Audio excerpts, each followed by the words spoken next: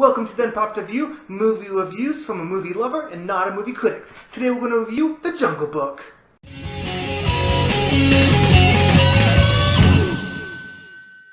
Now, The Jungle Book is a modern retelling of the 1967 classic that many of us know and love, except for me. You see, growing up, we didn't own this one. Instead, we own this one, the 1994 version. This featured an older Mowgli, no songs, and no talking animals. It was completely different than the cartoon version. But back to this one. It was directed by the great, the amazing Jon Favreau, the same guy that brought you Elf, Iron Man, and Iron Man 2. Well, let's just stick to Elf and Iron Man. The movie essentially has the same plot as the original. Mowgli's abandoned in the jungle, raised by wolves. Then, Shere Khan learns of his existence. Now you see, Shere Khan, he doesn't like man. He wants nothing to do with them. Because secretly, he's afraid. So he makes it his mission to rid the jungle of Mowgli. This propels Mowgli on a journey through the jungle in order to search for a man village. So let's talk about what's good about the movie. The very first thing you notice is the graphics. Let me just say that they are incredible. Now what's even more incredible is that the entire movie is shot on a soundstage.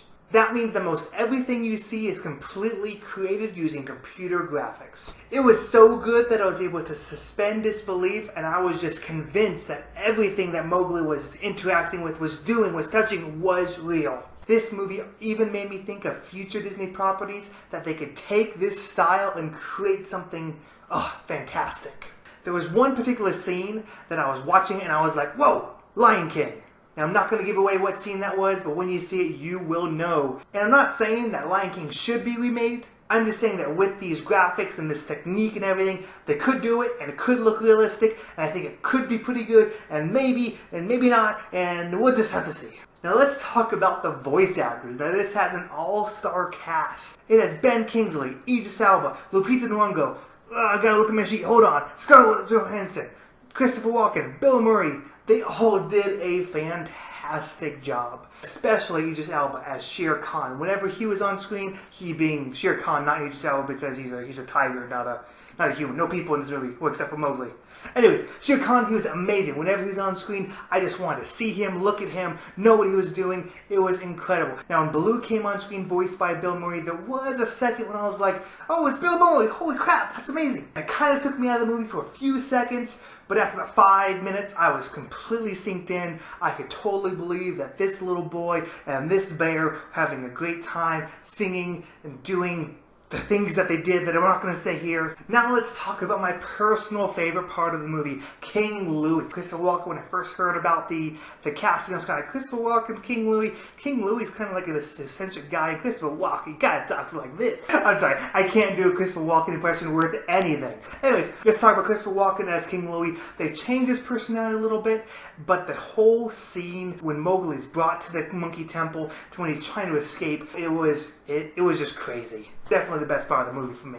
Another thing that I really loved about this movie was how they focused on Mowgli's development as a man in a society with only wild beasts, with wolves and with tigers and with panthers, and how a man in that situation would grow up differently, would be able to develop things that animals wouldn't be able to. And the way how they were able to show the different kinds of things that he could do, it was a good story to circle around, and I thought it was great. I thought they did a great job with the whole story of how Mowgli is a man cub stuck in this environment. Now let's talk about the stuff that might not have been so good. The PG rating. Now, the PG rating I think is great because it allows kids and families to go see it together. Good Saturday afternoon out. But I do feel that a PG-13 rating could have elevated it just that little bit more. For example, the few times where the characters would be fighting, and although it was intense and I was like, whoa, going at each other, but it wasn't quite there. It wasn't quite, needed a little bit more intensity. I think it could have been done if they had a PG-13 rating. But that being said, it's just an it's not bad, it's not good, it's just, I think it could have been different, but I thought it was still done well. Next, the songs. The songs were, well, they were just fine.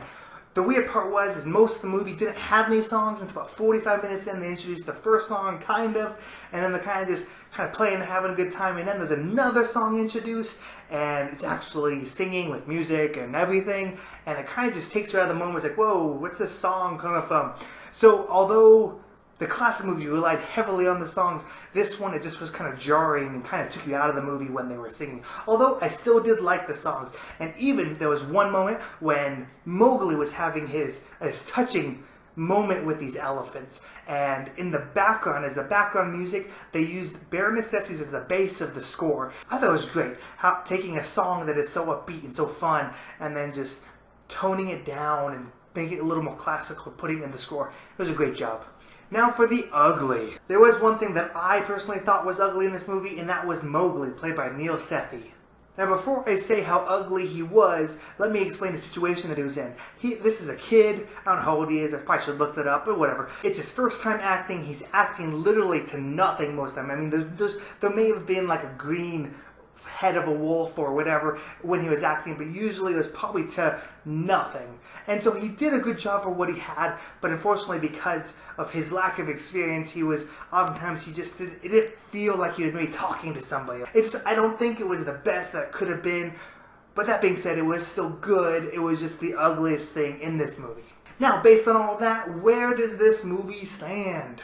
Well, it is intended for families with kids, so many older audiences might be turned away from this. But let me just say that the graphics, the story, and the voice actors were all incredible, and that makes this movie worthy to see in theaters. But hey, that's what I thought of The Jungle Book. What did you think? Let me know with your unpopped comments, and don't forget to subscribe. And remember, keep it unpopped.